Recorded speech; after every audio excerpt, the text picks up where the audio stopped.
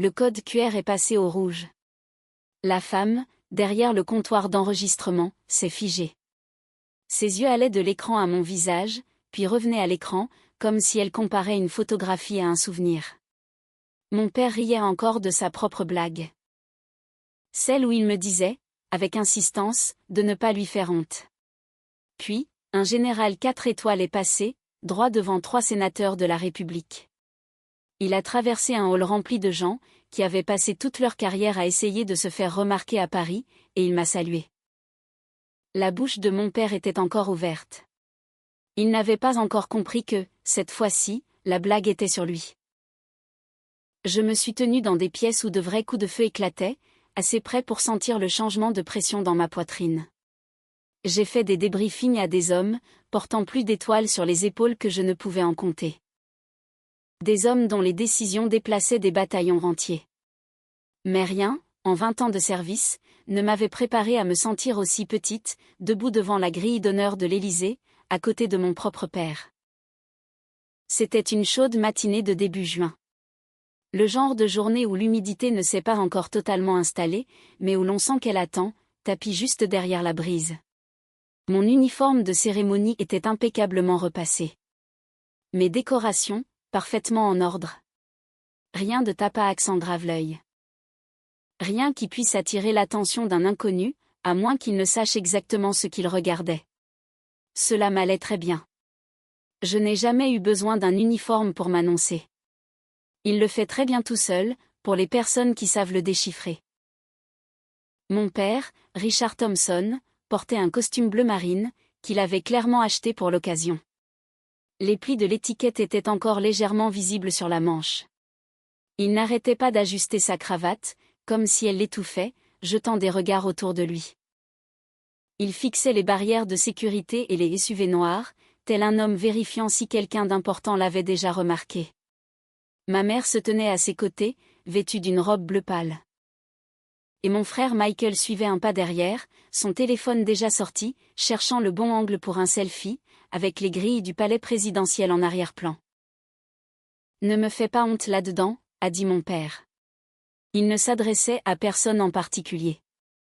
C'était juste à voix haute, de la façon dont il parlait toujours, comme un général donnant un ordre à la cantonade. Il ne m'a même pas regardé quand il l'a dit. Il l'a dit de la même manière qu'on rappelle à un enfant de ne pas courir près de la piscine. Personne n'a ri, sauf lui. Mais ma mère a souri quand même.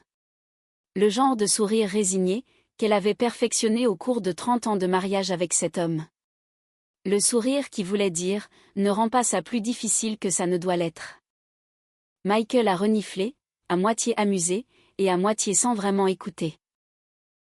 Je n'ai rien dit. J'avais appris, il y a bien longtemps, que le silence coûte moins cher qu'une dispute que l'on ne peut pas gagner. Et avec mon père, on ne gagnait jamais. On décidait simplement, quelle part de son énergie on était prête à sacrifier en essayant. Nous avons atteint la file de sécurité. J'ai tendu mon invitation, une simple enveloppe avec l'en-tête de la République, sur laquelle mon père avait jeté un coup d'œil plus tôt. Il avait supposé que c'était une formalité liée à son vieux partenaire de golf, un colonel à la retraite qu'il aimait mentionner lors des dîners. Cela faisait 2 semaines qu'il disait à tout le monde qu'il avait fait jouer ses relations pour faire entrer la famille à une cérémonie à l'Élysée. Il n'a pas demandé une seule fois l'objet de cette cérémonie. Il n'a pas demandé, ne serait-ce qu'une fois, pourquoi l'invitation portait mon nom, et non le sien. La jeune femme, au bureau d'enregistrement, a scanné mon code QR, avec l'ennui habituel de quelqu'un qui avait déjà fait ça 100 fois ce matin-là. Puis, son écran a changé. Il est devenu rouge. Elle a levé les yeux vers moi, puis les a baissés à nouveau vers l'écran, comme si elle avait besoin d'un second regard, pour confirmer que ce qu'elle voyait n'était pas une erreur informatique. Sa posture a changé instantanément. Sa colonne vertébrale s'est redressée, et la neutralité professionnelle de son visage a été remplacée par quelque chose se rapprochant de l'alerte. Elle a jeté un regard par-dessus mon épaule, vers un groupe d'officiers se tenant près de l'entrée. Et l'un d'eux, Un général 4 étoiles, avec des cheveux argentés et un torse couvert de décorations, qui racontait une histoire que la plupart des gens dans cette file ne pourraient jamais lire, a tourné la tête exactement au même moment. Mon général, a-t-elle dit, la voix plus basse maintenant, extrêmement prudente. Elle est là. Mon père a laissé échapper un petit rire. Il supposait qu'il y avait eu une erreur, une confusion avec un nom, et il a fait une blague sur l'inefficacité de l'administration, que personne autour de nous n'a trouvé drôle. La main de ma mère a trouvé son bras, un petit geste automatique de réconfort, qu'elle lui prodiguait depuis des décennies. Michael a baissé son téléphone, confus, regardant alternativement la femme au bureau et le général. Ce dernier marchait maintenant dans notre direction, avec une telle détermination que l'espace autour de lui se dégageait de lui-même, les assistants et les officiers reculant sans qu'on le leur dise. J'ai gardé les yeux fixés devant moi. Je n'ai pas regardé mon père. Je n'avais pas besoin de voir son visage, pour savoir ce qu'il s'y passait. Il arborait cette expression particulière, celle qu'il prenait chaque fois que survenait une chose qu'il ne pouvait pas expliquer immédiatement. Une lueur de doute, rapidement enfouie sous la certitude inébranlable, qu'il était toujours l'homme le plus intelligent, dans n'importe quelle pièce où il entrait. Le général s'est arrêté à quelques pas. Il n'a pas regardé mon père. Il n'a pas regardé ma mère, ni Michael, qui se tenait là, son téléphone oublié dans la main. Il m'a regardé directement. Et quelque chose dans son expression du respect, peut-être même quelque chose de plus profond que ça, m'a dit que cette journée n'allait pas se dérouler, de la manière dont mon père l'avait imaginé. Mon père, pour la première fois depuis plus longtemps que je ne m'en souvienne, était silencieux. Il croyait toujours que c'était une erreur. Il croyait encore, quelque part dans cette certitude obstinée autour de laquelle il avait bâti toute son identité, que ce qui se passait n'avait absolument rien à voir avec moi. Il allait bientôt apprendre le contraire. Pour comprendre pourquoi la voix de cette femme a tremblé lorsqu'elle a dit « Elle est là », il faut remonter plus loin que cette matinée à la grille. Il faut remonter presque 30 ans en arrière, dans une maison située dans une banlieue calme des Yvelines. Un endroit où les meubles étaient toujours un peu trop luxueux, par rapport à la tension qui régnait habituellement dans l'air. Mon père avait bâti une modeste fortune dans l'immobilier commercial, le genre de réussite qui faisait de lui l'homme le plus bruyant à chaque dîner. Le genre d'homme qui croyait que son opinion avait plus de poids, simplement parce qu'il avait gagné assez d'argent pour en avoir une. Dans cette maison, la valeur se mesurait aux choses visibles, les notes, les trophées, le bon sweatshirt d'une grande école, fièrement accroché dans le bon placard. Et dans notre maison, la valeur se mesurait par-dessus tout, au fait d'être mon frère, Michael. Michael allait dans un lycée privé à 40 minutes de là, le genre d'établissement avec une devise en latin, et une équipe de rugby qui faisait les gros titres régionaux. Mon père l'y conduisait lui-même la plupart des matins, utilisant le trajet comme une occasion de parler de sport, d'affaires, ou de n'importe quoi d'autre qui passait pour créer des liens entre eux. J'allais au lycée public, à 2 rues de chez nous. Et j'y allais à pied, car, le temps que je sois assez grande pour remarquer la différence de traitement, j'avais aussi appris à ne pas demander pourquoi. Quand j'ai dit à mon père que je voulais présenter le concours de l'école spéciale militaire de Saint-Cyr, il a ri. Pas méchamment, pas tout de suite. C'était plutôt comme s'il pensait que je plaisantais. Quand il a réalisé que ce n'était pas le cas, le rire a disparu, remplacé par quelque chose de beaucoup plus froid. La place d'une femme n'est pas dans l'armée, a-t-il dit, comme s'il énonçait un fait aussi évident que le bleu du ciel. Il l'a dit à table, devant ma mère, devant Michael, comme si ce n'était même pas une chose sujette à débat, dans sa propre maison. J'ai été reçue au concours quand même. J'ai rempli les dossiers moi-même, assise à la table de la cuisine, après que tout le monde soit allé se coucher, en utilisant un ordinateur portable d'occasion avec un coin fissuré. Je me souviens de la lettre d'admission, arrivant un mardi. Je me souviens de l'avoir lue 2 fois dans l'allée, avant même de la porter à l'intérieur. Car une part de moi avait besoin d'un moment seul avec cette lettre, avant que mon père ne trouve un moyen de la minimiser. Il n'est pas venu à ma remise de diplôme. Il a dit aux gens qu'il avait un empêchement professionnel. J'ai découvert, des années plus tard par ma mère, qu'il n'avait tout simplement pas voulu faire le voyage. Ce n'est pas une vraie carrière, lui avait-il dit. Elle finira bien par s'en rendre compte, et elle rentrera à la maison. Je ne suis pas rentrée. Pas vraiment. Pas au sens où il l'entendait. Pendant près de 2 décennies, mes visites à la maison ont été rares, brèves, et soigneusement rationnées. Pour les fêtes de fin d'année, principalement, et parfois même pas. Mon père savait, dans le sens le plus vague possible, que j'étais dans l'armée de terre. Cette simple phrase couvrait tout pour lui. Il n'a jamais demandé ce que je faisais réellement. Il n'a jamais demandé où j'avais été affecté, avec quelles unités j'avais travaillé, ni à quoi ressemblaient mes journées. Michael posait parfois des questions, poussé par ce que je crois être une curiosité sincère, bien qu'enfouie sous des années passées à suivre l'exemple de notre père. Mais même ces conversations allaient rarement en profondeur. Car la profondeur exige de la confiance, et la confiance exigeait que mon père considère ce que je faisais, comme une chose valant la peine d'être comprise. Personne dans ma famille ne connaissait la forme réelle de ma carrière. Ni l'entraînement intensif, ni les déploiements à l'étranger, ni les années passées à construire des programmes opérationnels. Des missions qui ne faisaient jamais les gros titres, parce que le travail qui compte le plus le fait rarement. Il ne connaissait que la surface. Elle est dans l'armée, disait-il, de la même manière qu'on mentionnerait le travail banal d'une cousine éloignée. Un sujet à passer rapidement, pour que la conversation puisse revenir à la dernière promotion de Michael, ou à la dernière affaire immobilière de mon père. J'ai arrêté de corriger cette supposition il y a bien longtemps. Il n'y avait aucun intérêt à expliquer la profondeur de mon métier, à quelqu'un qui avait déjà décidé que la surface était tout ce qu'il y avait à voir. Donc, lorsque l'invitation est arrivée pour cette matinée à l'Élysée, mon père a supposé, sans poser une seule question, qu'elle provenait de son vieil ami du country club. Un colonel à la retraite nommé Walt Bregman, qui aimait raconter des histoires sur ses jours de gloire autour d'un bon cigare. Mon père a raconté à tout le monde à son bureau, que Walt avait tiré quelques ficelles. Il a raconté l'histoire tellement de fois, au cours des 2 semaines précédant la cérémonie, que je crois qu'il avait commencé à croire à une version des faits, qui n'avait absolument rien à voir avec moi. Il n'a pas regardé une seule fois le nom réellement imprimé sur l'invitation. Il n'a pas demandé une seule fois pourquoi elle m'était adressée. Pourquoi mon grade et mon nom complet figuraient dans la police officielle de la présidence, en haut de la page.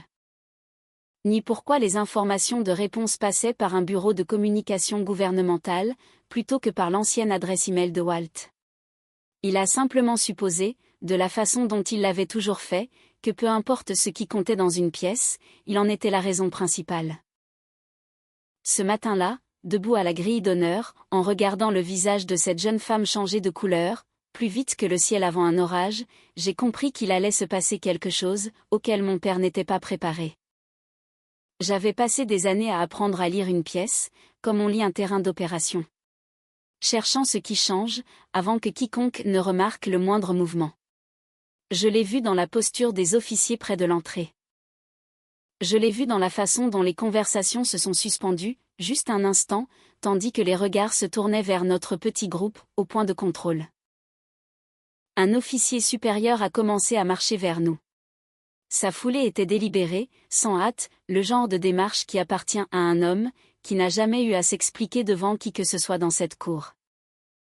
Mon père a de nouveau ajusté sa cravate, souriant toujours, encore certain que ce qui allait se passer lui appartenait, d'une manière ou d'une autre. L'officier qui nous a rejoints en premier était un colonel.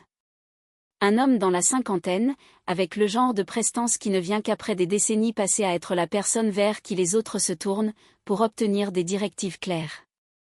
Il n'a pas jeté un coup d'œil à mon père. Il n'a pas regardé ma mère, ni Michael. Il a marché droit sur moi, s'est arrêté avec la précision nette d'une prise d'arme, et a exécuté un salut militaire si impeccable qu'il semblait répéter. Sauf qu'il ne l'était pas. Car rien, ce matin-là, n'avait été mis en scène pour faire de l'effet. Mon colonel, a-t-il dit, c'est un honneur. J'ai rendu le salut, j'ai gardé un visage strictement neutre, comme je m'étais entraîné à le faire dans des situations bien plus chaotiques que celle-ci. À côté de moi, mon père a laissé échapper un petit rire. Le genre de rire qui vient d'un homme essayant de reprendre le contrôle sur une situation que ses instincts lui disent qu'il ne comprend plus.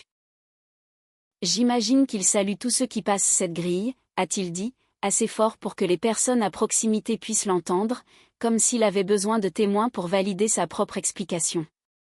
Personne autour de nous n'a ri avec lui.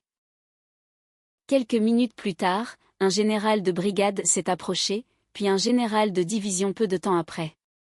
Chacun mettant un point d'honneur à traverser la vaste cour, spécifiquement pour me parler.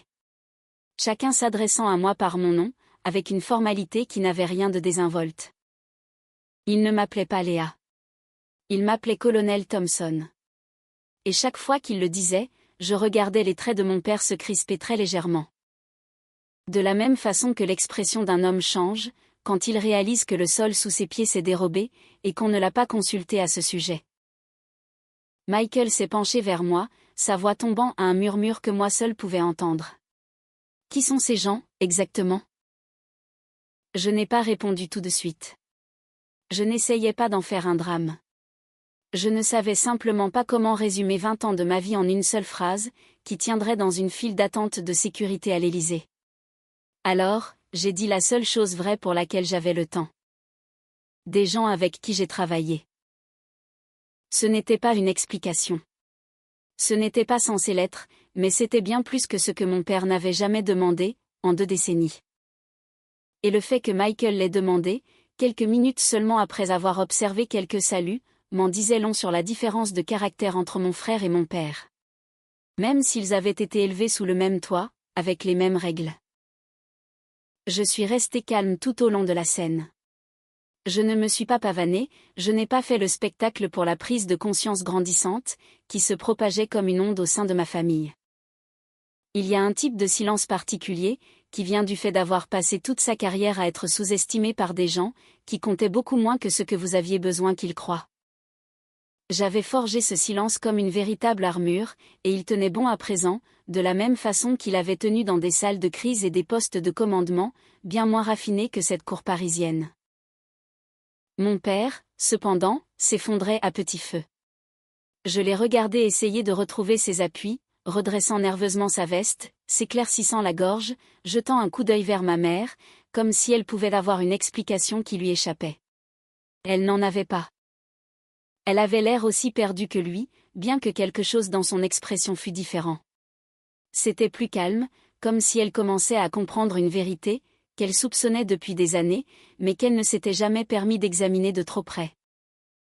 Puis, l'atmosphère de la cour a changé. Je l'ai senti avant de le voir. Ce changement d'énergie particulier, qui se produit lorsque quelqu'un avec une véritable autorité entre dans un espace. Les conversations ne se sont pas arrêtées exactement, mais elles se sont adoucies. L'attention s'est redirigée, comme de la limaille de fer se courbe vers un aimant, même quand personne ne le regarde directement. Les officiers, qui se tenaient près de l'entrée, se sont redressés instantanément, sans qu'on le leur dise. Un chemin s'est ouvert à travers la foule, de manière totalement inconsciente, de la manière dont l'eau s'écarte naturellement autour d'une pierre. Un général 4 étoiles marchait vers nous. Je l'ai reconnu immédiatement, le général Marcus Hay. J'avais servi sous ses ordres des années plus tôt, lors d'une affectation d'opérations interarmées, à l'époque où je bâtissais encore la réputation qui, apparemment, m'avait suivi jusqu'à cette cour, sans que je ne l'aie jamais demandé. Il avait peu changé, depuis la dernière fois que je l'avais vu en personne. Il se tenait toujours avec cette même autorité posée, le genre d'autorité absolue qui n'a jamais besoin d'élever la voix, parce qu'elle n'en a jamais eu besoin. Le visage de mon père a pâli, d'une manière que je n'avais jamais vue auparavant. Il a reconnu les insignes de grade, même s'il n'a pas reconnu l'homme. 4 étoiles signifiant quelque chose de lourd, même pour un civil qui avait passé sa vie à confondre l'argent, avec la seule monnaie d'échange qui comptait. Je l'ai regardé déglutir, j'ai regardé sa main tressaillir légèrement, comme s'il voulait lisser sa cravate à nouveau, mais qu'il en avait soudainement perdu le courage. A commencé Michael, mais il n'a pas terminé sa phrase. Le général Hay a traversé les derniers mètres de la cour, et chaque officier près de nous a reculé, dégageant l'espace sans avoir besoin d'un ordre, comme les gens le font instinctivement face à la gravité. mon père a lui-même fait un demi-pas en arrière, inconsciemment. Il était poussé par un vieil instinct animal reconnaissant la hiérarchie, avant même que son esprit n'ait eu le temps de comprendre ce qui se passait. Je suis resté sur mes positions. Non par arrogance, mais par pure habitude. On ne recule pas devant son propre officier commandant, même des années après avoir quitté le commandement actif, même dans la cour du palais présidentiel le plus célèbre du pays. Le général Haï s'est arrêté devant moi, et par conséquent devant mon père, ma mère, mon frère, et des dizaines d'inconnus qui n'avaient aucune idée de ce à quoi ils assistaient. Il a levé la main pour un salut lent et délibéré. Le général Haï a maintenu son salut, un instant de plus que ne l'exigeait le protocole. Le genre de pose qui n'est pas accidentel. Le genre qu'un homme s'accorde, lorsqu'il veut que tous ceux qui regardent, comprennent exactement ce qu'il voit. Puis il a baissé la main, et l'a tendue vers moi à la place. Sa poigne était ferme, ses yeux fixés sur les miens, d'une manière qui a fait s'évanouir le bruit ambiant de la cour, l'espace d'une seconde. Colonel Thompson, a-t-il dit, utilisant mon grade complet, le laissant planer dans l'air clair, là où mon père pouvait en entendre chaque syllabe. Cela fait trop longtemps. Mon général, ai-je répondu. En effet. Il n'a pas lâché ma main tout de suite. Il s'est tourné légèrement, s'adressant non plus seulement à moi, mais au petit groupe d'officiers et d'assistants qui s'étaient rassemblés à une distance respectueuse. Et sa voix portait l'autorité si particulière d'un homme, qui n'a jamais eu besoin de crier pour se faire entendre. Paris vous attendait, a-t-il dit. Nous n'avons pas souvent l'occasion de remercier correctement les personnes, qui ont passé autant de temps de leur carrière, à faire le travail que personne ne voit. Aujourd'hui, nous le faisons. Mon père a émis un petit son à côté de moi, quelque chose entre un raclement de gorge et un mot, qui ne s'est jamais complètement formé. Je ne l'ai pas regardé. Je ne le pouvais pas. Pas encore, pas sans perdre la contenance dont j'aurais besoin pour la suite. Mais j'ai senti le basculement en lui. La façon dont on ressent un brutal changement de pression atmosphérique, juste avant l'arrivée d'un orage. Une sorte d'effondrement interne, qu'il essayait, de toutes ses forces, de ne pas laisser paraître sur son visage. Pendant 20 ans, mon père m'avait présenté, quand il me présentait tout court, comme « ma fille ». Elle est dans l'armée. La façon dont on mentionnerait un appareil électroménager, que l'on ne comprend pas tout à fait, mais que l'on suppose fonctionnel. Il n'avait jamais, pas une seule fois, utilisé un grade. Il n'avait jamais demandé quel était mon grade exact. Dans cette cour, en entendant un général 4 étoiles dire « Colonel Thompson », comme si c'était un nom qui commandait le plus grand des respects, j'ai regardé mon père expérimenter cela. Pour la première fois de sa vie d'adulte, il ressentait ce vertige particulier qui survient, quand on réalise qu'on a eu tort sur une chose fondamentale, depuis beaucoup trop longtemps pour se le pardonner facilement. Un officier d'ordonnance s'est approché avec une efficacité silencieuse, murmurant quelque chose au général Haï, avant de se tourner vers moi.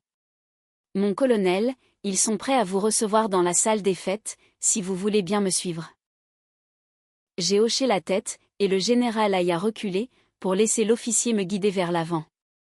Mon père a retrouvé sa voix exactement à ce moment-là.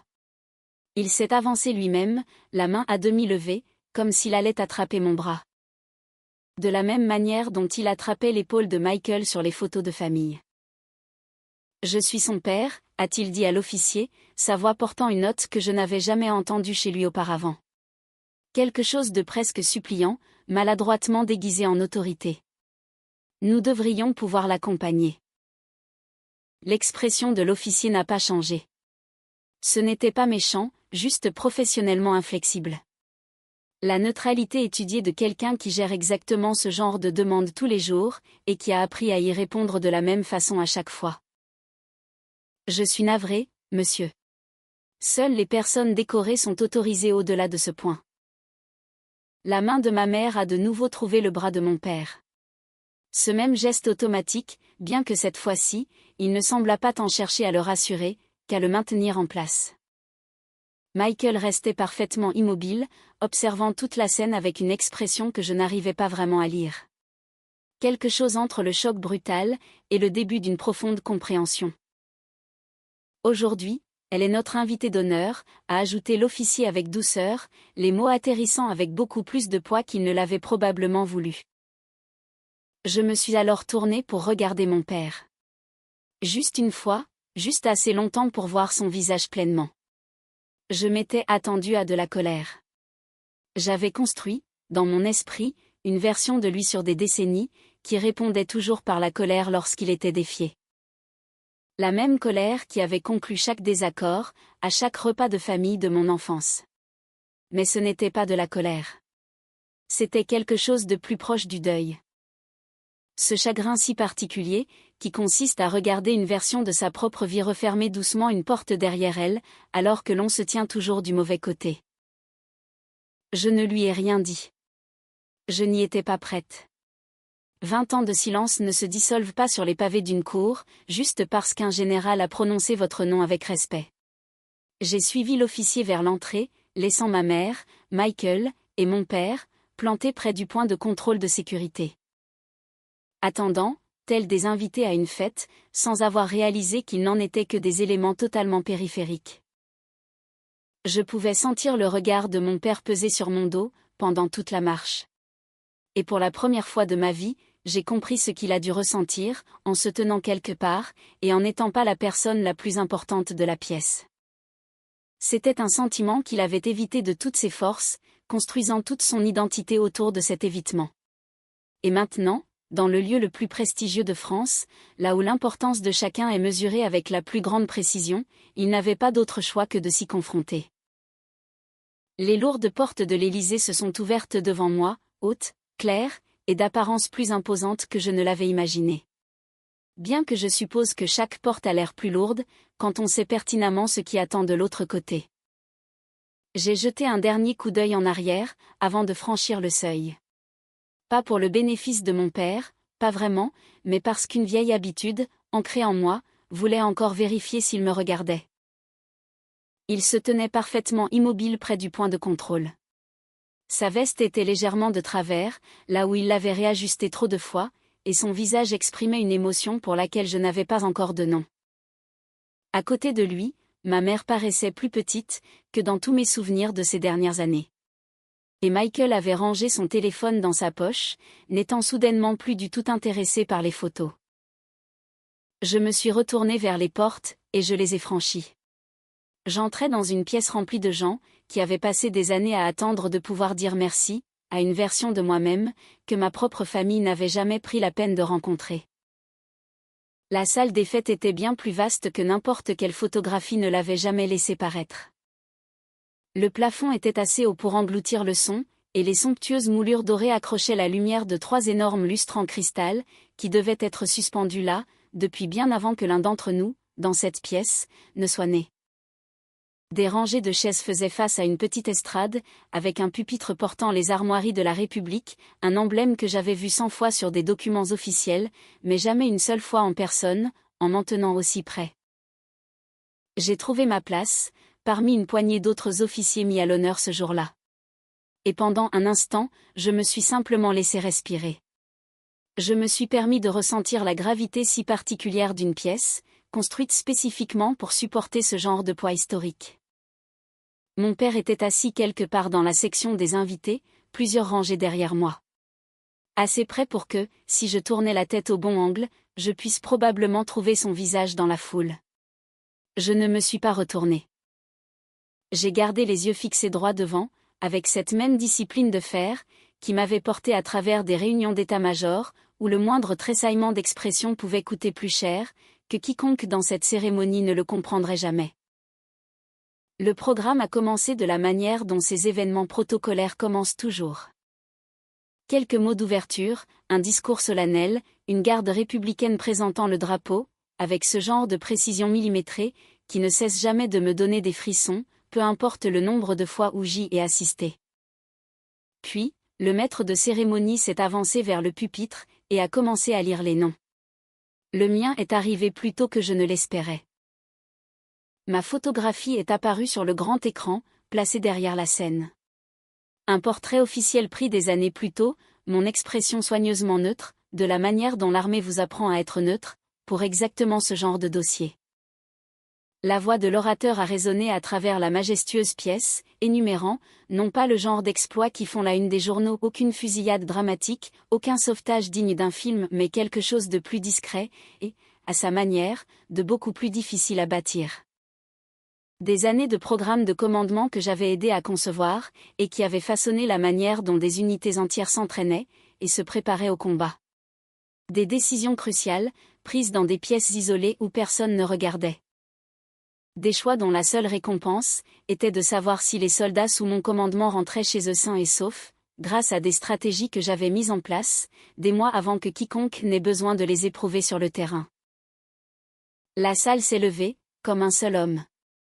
Une vague d'applaudissements nourris, qui ressemblait moins à une célébration mondaine, et beaucoup plus à une profonde reconnaissance.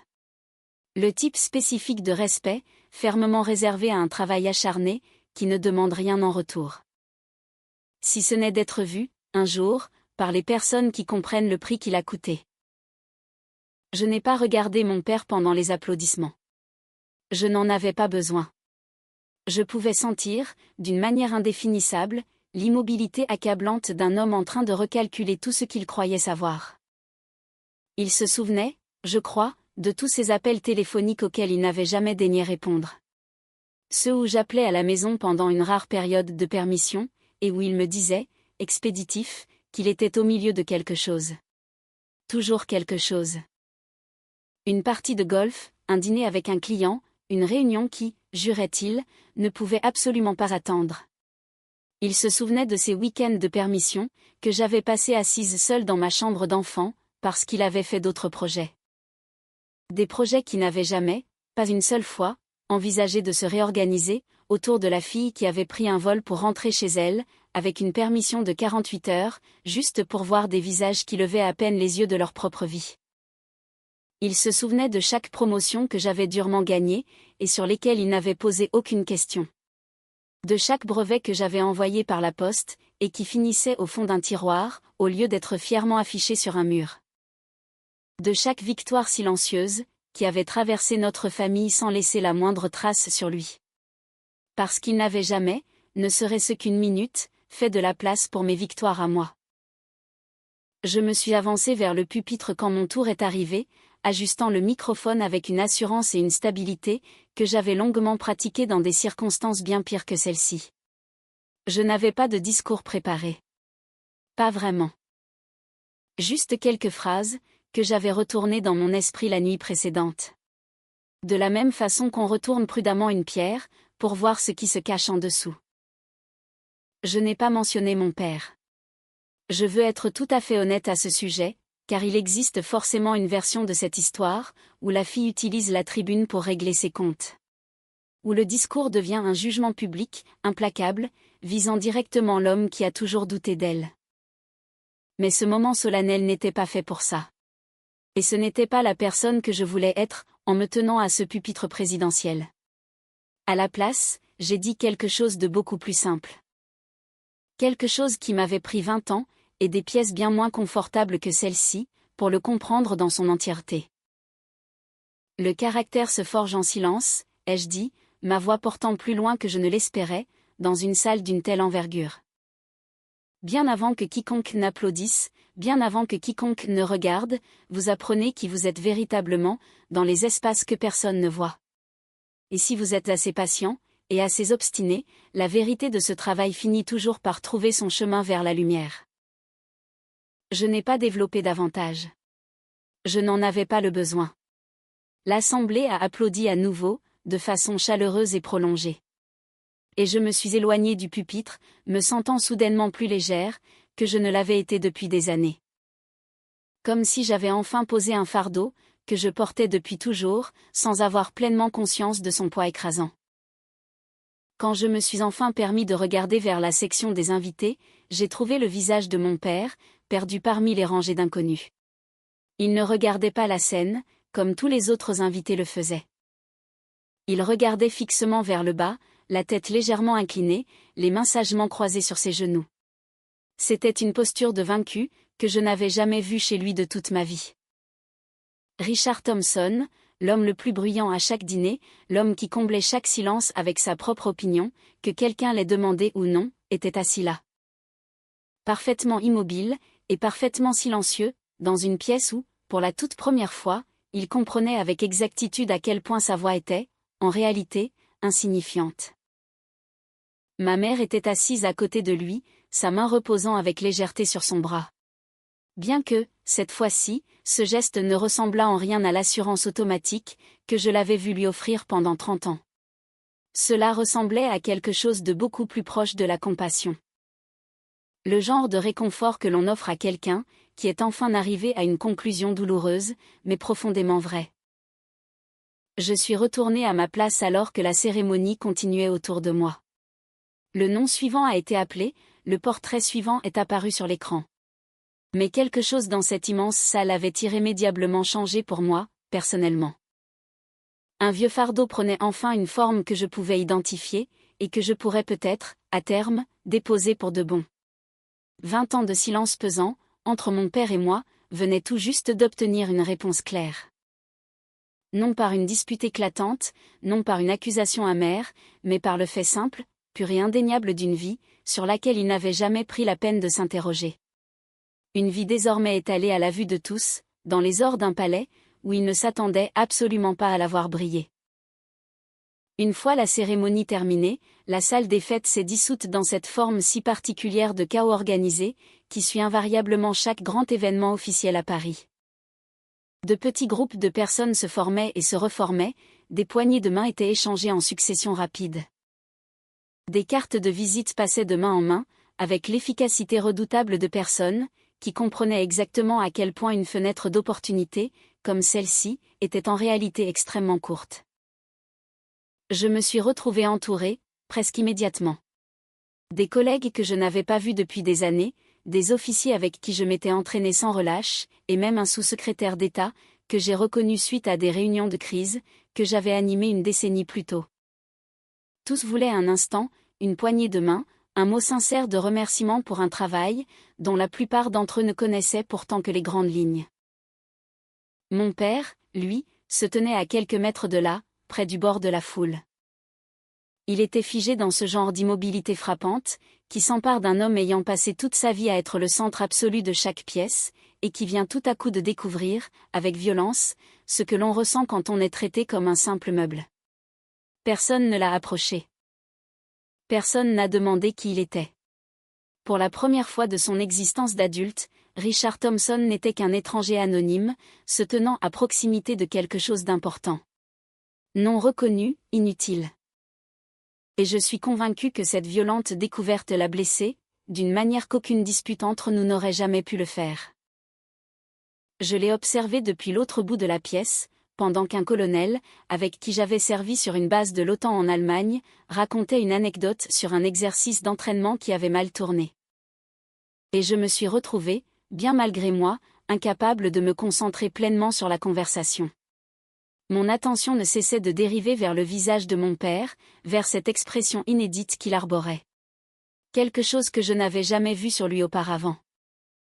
Ce n'était pas de la colère, ce n'était pas la fierté blessée, qui suivait habituellement tout moment où il n'était pas celui que l'on flattait.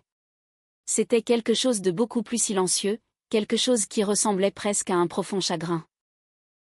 Il a compris, je crois, en se tenant là, isolé au milieu de cette foule prestigieuse, que la réputation qui m'entourait dans cette pièce, n'avait strictement rien à voir avec lui.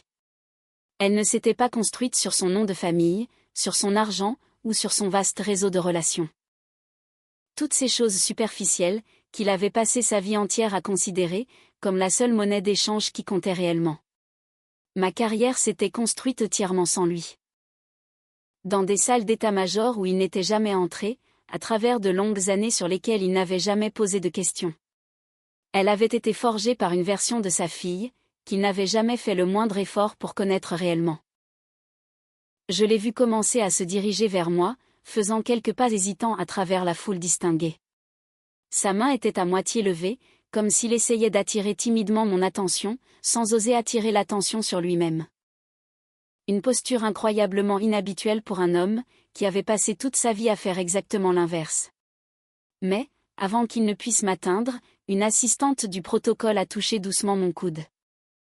Elle m'informait que le photographe officiel de l'Élysée était prêt, pour la séance des portraits formels. J'ai dû m'excuser poliment auprès du colonel, interrompre son histoire, et suivre la jeune femme vers un salon privé plus petit. Une pièce équipée de matériel d'éclairage professionnel, et d'une toile de fond portant le sceau du président de la République. Mon père est resté planté là, au beau milieu de la foule de dignitaires. Sa main toujours à moitié levée, me regardant m'éloigner de lui, pour des raisons institutionnelles qui n'avaient absolument rien à voir avec lui. Je ne sais pas exactement combien de temps il a attendu. Assez longtemps, je suppose, pour que la foule s'éclaircisse de manière considérable. Assez longtemps pour que l'inconfort cuisant de se tenir seul, ignoré dans une salle remplie d'inconnus influents, s'infiltre et s'installe profondément dans ses os. Il m'est apparu plus tard, une fois que j'ai eu le temps de digérer tout le flot d'émotions de cette journée, que cela devait être, au moins, un infime aperçu de ce qu'il m'avait fait subir pendant 20 ans. Tous ces appels urgents qu'il n'avait pas retournés. Tous ces moments cruciaux où il avait délibérément choisi le golf, choisi les dîners d'affaires mondains. Où il avait choisi n'importe quoi d'autre, plutôt que de répondre présent pour la fille, qui continuait pourtant, inlassablement, de tendre la main vers lui. Il se trouvait enfin de l'autre côté de cette attente douloureuse. Et je ne vais pas mentir, ni prétendre que je n'ai pas ressenti quelque chose de complexe, en observant ce renversement de situation se produire. Ce n'était pas exactement de la satisfaction mesquine. Mais c'était quelque chose qui ressemblait fortement à une forme de justice cosmique, attendue depuis beaucoup trop longtemps. Lorsque la séance de photographie officielle s'est achevée, je suis retourné dans le grand salon, et je l'ai trouvé attendant près de la grande porte. Seul. Ma mère et Michael s'étant discrètement éclipsés quelque part, pour trouver le buffet de rafraîchissement. Il avait l'air étrangement plus vieux, en se tenant là, sous les dorures, qu'il ne l'avait été ce matin-là, devant la grille du palais. La confiance arrogante, qui redressait habituellement ses épaules, était visiblement absente, remplacée par une posture beaucoup plus hésitante et vulnérable. « J'avais tort », a-t-il dit. Sa voix était calme, beaucoup plus basse et posée que je ne l'avais jamais entendue, de toute ma vie. Ce n'était pas une performance théâtrale. Ce n'était pas le genre d'excuse désinvolte qu'il offrait, lorsqu'il voulait simplement qu'une dispute se termine au plus vite, pour pouvoir passer à autre chose. C'était quelque chose de profondément vrai. Quelque chose qui, de toute évidence, lui avait coûté plus d'efforts à prononcer, que la majorité des phrases qu'il avait articulées au cours de ses 60 années d'existence. Je n'ai pas répondu tout de suite. 20 années de négligence ne se dénouent pas miraculeusement en une seule petite phrase, peu importe la sincérité bouleversante avec laquelle elle est offerte. Et je n'allais pas faire semblant du contraire, simplement parce que le décorum appelait à une résolution plus propre, plus digne d'un film. Je l'ai regardé en silence pendant un long moment, absorbant l'épuisement visible sur son visage. La défaite si particulière d'un homme, qui réalise de manière fulgurante, et très tardive, à quel point il est passé à côté de l'essentiel. Je sais, ai-je fini par dire. Ce n'était pas encore le pardon. Pas tout à fait. Mais ce n'était pas rien non plus. C'était une véritable reconnaissance, le premier échange brut et honnête que nous ayons eu, depuis plus longtemps que l'un ou l'autre de nous ne pourrait probablement le calculer. Et quelque chose dans la tension de ses épaules s'est légèrement relâché en l'entendant, comme s'il avait retenu son souffle à s'en faire mal, terrifié par un rejet pur et simple qui n'est finalement pas venu. Il m'a regardé encore un instant, et j'ai pu le voir rassembler péniblement son courage pour autre chose. Quelque chose d'encore plus difficile, que les excuses qu'il avait déjà réussi à formuler. « Est-ce qu'on peut recommencer à zéro » a-t-il demandé, la voix tremblante. Je ne lui ai pas répondu sur le champ. J'ai laissé la lourde question flotter dans l'air épais entre nous. Je l'ai laissé en ressentir tout le poids, de la même manière que j'avais dû supporter le poids écrasant de son indifférence, pendant 2 longues décennies. Derrière lui, à travers les hautes fenêtres majestueuses de la salle des fêtes, je pouvais apercevoir les jardins de l'Élysée, s'étendant paisiblement vers les grilles de sécurité. Vert, impeccablement ordonné, et totalement indifférent aux petits règlements de compte silencieux, qui se déroulaient à l'intérieur. Je n'ai pas répondu à la question de mon père ce jour-là. Pas avec des mots définitifs, pas tout de suite. Certaines questions existentielles méritent bien plus qu'une réponse donnée à la hâte, au milieu d'une pièce mondaine bondée, encore chaude de l'adrénaline de tout ce qui venait de se produire. Je lui ai dit avec douceur que j'avais besoin de temps. Il a hoché la tête avec gravité. Et, pour la toute première fois de ma vie, il n'a pas résisté. Il n'a pas argumenté, n'a pas essayé de contourner la limite que je venais de fixer par de belles paroles. Il a juste hoché la tête en silence, et m'a laissé partir. Une semaine plus tard, ma mère m'a appelé, sa voix portant une sorte d'espoir prudent et fragile, que je n'avais pas entendu chez elle depuis des années. Elle m'a dit que mon père avait pris la photographie encadrée de cette cérémonie, celle que le photographe officiel de l'Élysée avait envoyée par la suite. Un portrait officiel et formel, moi, debout en grand uniforme militaire, posant fièrement devant le drapeau tricolore et le sceau de la présidence. Et il l'avait accroché dans le salon principal de la maison. Pas dans un couloir sombre, pas caché dans un bureau au fond de la maison, où il pourrait la montrer du doigt seulement quand ça l'arrangeait. Dans le grand salon, là où chaque visiteur franchissant le seuil de cette maison la verrait en premier. Elle m'a raconté qu'il avait commencé à parler de moi à son entourage. Pas la version réductrice qu'il racontait autrefois. Ce vague et dédaigneux, elle est dans l'armée, qui couvrait 20 ans d'évitement systématique. Mais une vraie version, empreinte de respect, ma fille sert ce pays. Il l'a dit à ses amis du club de golf, ces mêmes hommes influents qui l'ennuyaient autrefois avec des histoires interminables sur ses montages immobiliers, et sur les exploits sportifs de Michael. Pour la première fois depuis plus longtemps que je ne puisse m'en souvenir, il ne mettait pas en avant ses propres accomplissements financiers. Il mettait en lumière les miens. Je veux être tout à fait honnête sur un point précis, car ce n'est pas le genre d'histoire hollywoodienne, où le pardon total arrive d'un seul coup, soigneusement emballé avec un ruban, comme la cérémonie elle-même. Je ne l'ai pas rappelé tout de suite. Je ne me suis pas précipité pour réparer 20 ans de distance et de blessures, simplement parce qu'il avait enfin prononcé les bons mots, sous les ors du bon palais. La guérison, la vraie guérison émotionnelle, ne fonctionne pas de cette manière. Pas pour moi. Pas pour quiconque ayant passé autant de temps, à apprendre à survivre seul, sans l'approbation ni l'amour de quelqu'un. Cela se produit lentement, par petits dépôts réguliers. Exactement de la même façon que la confiance brisée se reconstruit toujours. Un moment de vulnérabilité honnête, à la fois. Au cours des mois qui ont suivi, mon père a consciencieusement fait ces petits dépôts. Il a appelé de lui-même, et quand je ne pouvais pas répondre tout de suite, il ne s'en est pas plaint, de la façon dont il fustigeait autrefois tout ce qui contrariait son emploi du temps. Il a simplement réessayé plus tard, avec patience. Il a posé des questions, de vraies questions intéressées sur mon travail complexe, sur les années d'efforts qu'il avait ratés. Et, fait remarquable, il a écouté les réponses attentivement, au lieu d'attendre nerveusement son tour pour ramener la conversation à lui-même. C'était une expérience étrange, fascinante, que d'observer un homme dans la soixantaine, apprendre lentement, et parfois imparfaitement, à être authentiquement curieux de la vie de quelqu'un d'autre. Puis est arrivé le jour de ma cérémonie de promotion à un grade supérieur. Un événement beaucoup plus intime qu'à l'Élysée, organisé dans une simple salle de conférence sur la base militaire, avec des chaises pliantes en métal, et une modeste réception par la suite. Le genre de cérémonie de la vie de garnison, qui ne fait jamais les gros titres, et qui n'a d'ailleurs jamais été conçu pour cela. Je n'avais pas envoyé de carton d'invitation formel à mon père. Je n'en avais pas ressenti le besoin. Une part de moi, toujours méfiante, n'était pas sûre qu'il ferait le déplacement.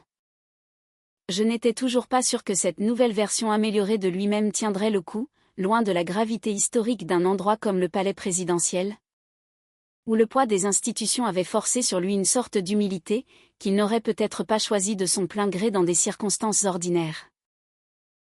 Il est venu quand même. Il est arrivé en avance, bien avant la majorité des autres invités militaires, et il s'est assis au tout premier rang, sans que personne ne lui ait attribué de place officielle. Personne ne lui a dit de le faire. Il l'a simplement choisi de lui-même. De la même façon que l'on choisit de s'engager pleinement envers quelqu'un, au lieu de rôder sur les bords, couvrant lâchement ses arrières au cas où l'événement s'avérerait moins prestigieux qu'on ne l'espérait. quand la prise d'armes s'est terminée, quand les applaudissements ont commencé de la manière dont ils le font toujours dans ce genre d'événements polis, bref, et strictement professionnels, mon père a été la toute première personne à se lever de sa chaise. Il ne jouait pas la comédie pour épater la galerie, il n'essayait pas d'attirer l'attention sur lui.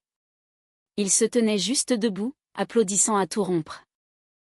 Ses yeux étaient fixés sur moi, débordant de fierté, avec une expression que j'avais attendue toute ma vie d'adulte, de voir enfin dirigée vers moi. J'ai croisé son regard affectueux à travers la pièce, et je me suis permis de lui sourire, très légèrement. Rien de dramatique, rien qui ne nécessitât d'y attacher de grands discours. Il n'avait pas besoin de me présenter de longues excuses enflammées. Et de toute façon, je ne lui en devais aucune. Ce qui s'est passé entre nous à ce moment précis, dans le silence de nos regards croisés, était plus puissant que n'importe quel discours que l'un ou l'autre de nous aurait pu écrire. Et, d'une certaine manière mystérieuse, cela en disait beaucoup plus, que ce que nous avions désespérément essayé de nous dire en 20 ans de tentatives ratées. Parce qu'au bout du compte, toute cette histoire n'a jamais été une question de réception à l'Élysée, d'amiraux ou de généraux. Il ne s'agissait pas des saluts militaires, qui ont finalement forcé mon père à ouvrir les yeux sur ce qui avait toujours été vrai à mon sujet, depuis le tout début. Le prestige du bâtiment présidentiel n'a pas changé mon essence, ni la personne que j'étais profondément. Il a simplement mis en lumière la femme que j'étais déjà devenue, forgée dans l'ombre de salles d'opération où il n'était jamais entré, au fil de longues années de sacrifices sur lesquels il n'avait jamais posé de questions. Et, pour la toute première fois de mon existence, mon père m'a enfin vue. Non pas comme la petite fille effacée, qu'il avait cruellement sous-estimée pendant 2 décennies. Non pas comme une pensée secondaire, condamnée à vivre dans l'ombre écrasante de la réussite de son fils. Mais comme l'officier supérieur de l'armée française, que j'avais passé toute ma vie à travailler silencieusement pour devenir. Le respect véritable n'est pas un dû automatique, que l'on obtient grâce au nom de votre famille, à votre compte en banque, ou à la force avec laquelle vous pouvez faire résonner votre voix arrogante dans une pièce.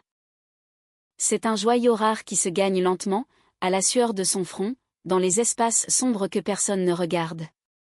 Et si vous faites preuve d'assez de patience, si vous restez farouchement honnête envers vous-même tout au long du chemin, il finit toujours par vous trouver. Même, et surtout, dans les endroits où vous ne l'attendiez absolument pas. Je repense encore souvent à cette fameuse matinée, devant la grille d'honneur.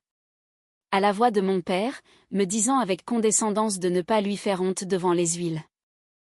Et je pense au chemin immense que nous avons tous les deux dû parcourir, pour arriver à un résultat aussi simple, et pourtant aussi durement gagné, que de le voir se lever en premier pour m'applaudir. Si ce récit vous a touché, j'aimerais profondément savoir comment il a résonné en vous. Avez-vous déjà vécu un moment libérateur, où quelqu'un a enfin vu le vrai vous? Cette personne authentique, que vous deveniez silencieusement depuis le début de votre parcours? Dites-le moi dans les commentaires, et précisez-moi depuis quel endroit vous nous regardez ce soir. Nous partageons des histoires humaines, poignantes comme celle-ci, tous les jours. Alors, si vous ne voulez surtout pas manquer la prochaine, n'hésitez pas à vous abonner. Continuons, ensemble, à cheminer à travers ces histoires de vie.